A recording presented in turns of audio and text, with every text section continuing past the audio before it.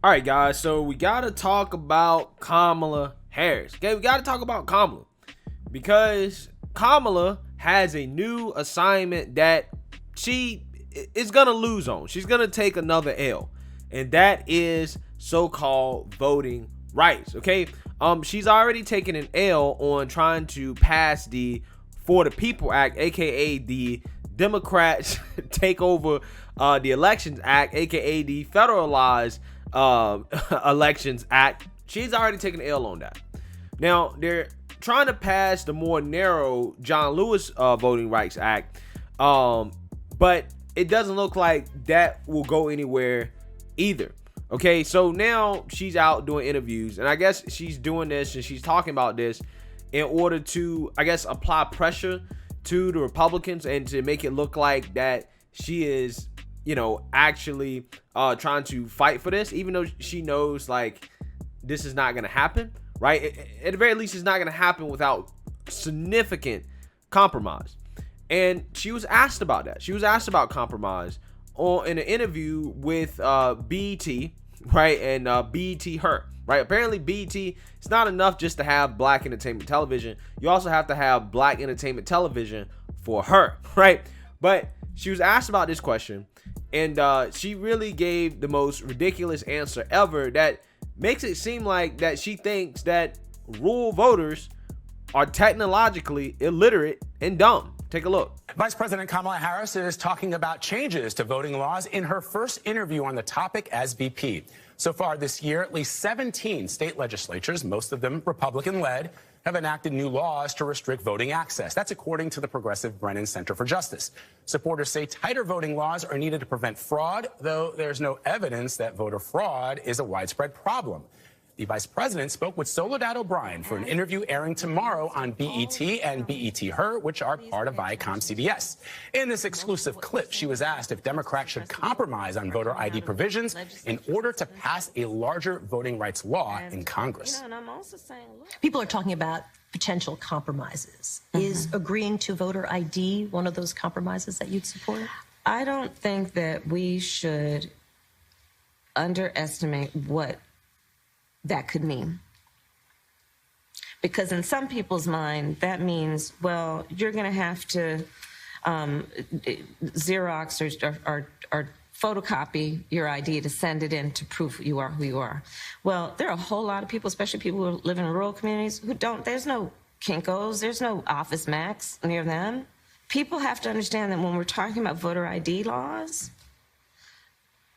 be clear about who you have in mind and what would be required of them to prove who they are. Of course, people have to prove who they are, but not in a way that makes it almost impossible for them to prove who they are. You can see more of Soledad O'Brien's exclusive interview with the vice president in State of Our Union, Vice President Kamala Harris, tomorrow night at 8, 7 Central on BET and BET Her. All right, guys. So, we've seen Biden come out here and basically say that black people don't know how to use computers, right? Imply that we don't know how to look up information to go and get a vaccine. Basically just insult black people left and right. We've seen Biden do that. Now we're seeing Kamala insult rural voters because she thinks that for whatever reason, putting in voter ID restrictions is going to keep rural voters from getting an ID or proving the identity. That's what she's implying here. And, this really kind of blows my mind because it's almost like these Democrats are living in the Stone Ages. They think that we're in the 1960s or the 70s. First of all, there's no Kinko's anymore, okay? That's now what, FedEx, right? And also on top of that, you don't have to go to a FedEx or Office Depot or wherever to send in your ID or to send a copy of your ID. All you have to do is take a picture of it or scan it on your phone and then just send it.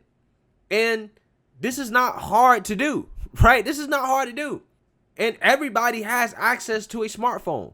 Literally everybody, even the poorest of the poor have access to a smartphone. And that's why, when people want to complain about equal opportunities in America and stuff like that, I'm like, bruh, we're not living in the past. We're living in 2021. Even the poorest among us have access to the World Wide Web. You have access to Google. You have access to knowledge and information that ultimately is going to allow you to find anything that you want, right? So if you need to know how to vote, if you need to learn how to get access to get an ID, if you need to learn how to send your ID, if you need to learn how to verify your identity, all that information is simply at the tip of your fingertips. You don't have to get up and drive to a library to get that information. You don't.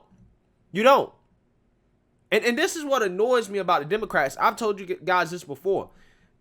Their whole marketing strategy is assuming that their base is stupid, assuming that their base is dumb, believing that people can't do for themselves, that the government has to do for them. Like I told you guys, in the Democrats' ideal world, they literally would have voting machines in people's living rooms, right?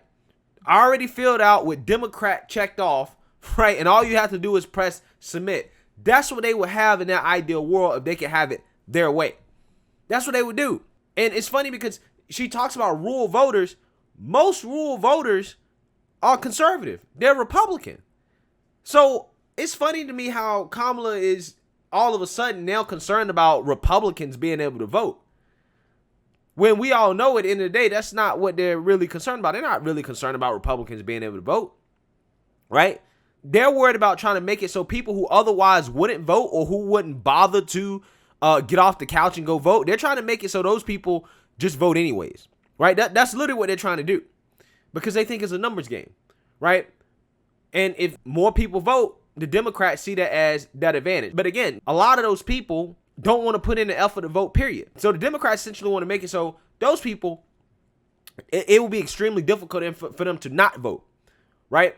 I mean, again, we see it with the Democrat base, right? Look at the progressives. The only reason Bernie can't win a primary, the Democrat primary, is, one, because the Democrats basically collude against him. Okay, that's the first reason. But also the second reason is because young people are too lazy when it comes to voting. They don't get out there and vote, right? They don't get off their butts and do what they got to do to vote. And that's why the Democrats are so gun-ho about trying to do things like automatic voter registration at 16. So that way you ain't even got to register. You already registered, you're good to go. Also, they want to have less restrictions in terms of identification because how else are they going to get all these illegal immigrants that they're letting through the southern border?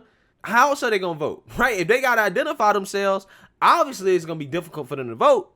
So if you basically put less restrictions on identifications, then they'll make it easier for the Democrats' voting base to vote. Their new voting base that they're currently trying to import in this country, right?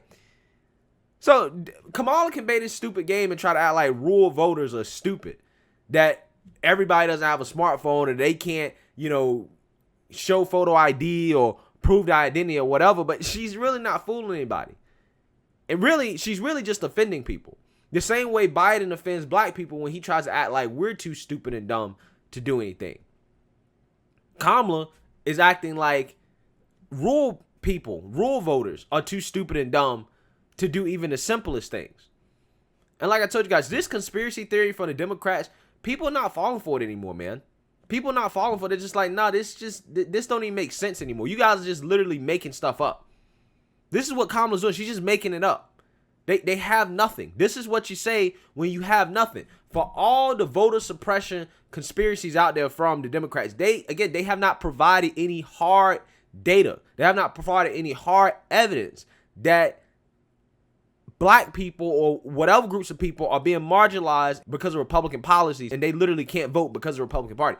They have not provided any proof of that. So they have to go out here and say silly stuff like this. Right? So let me know what you guys think. Make sure you like, comment, and subscribe. Most importantly, share a black conservative perspective. Peace.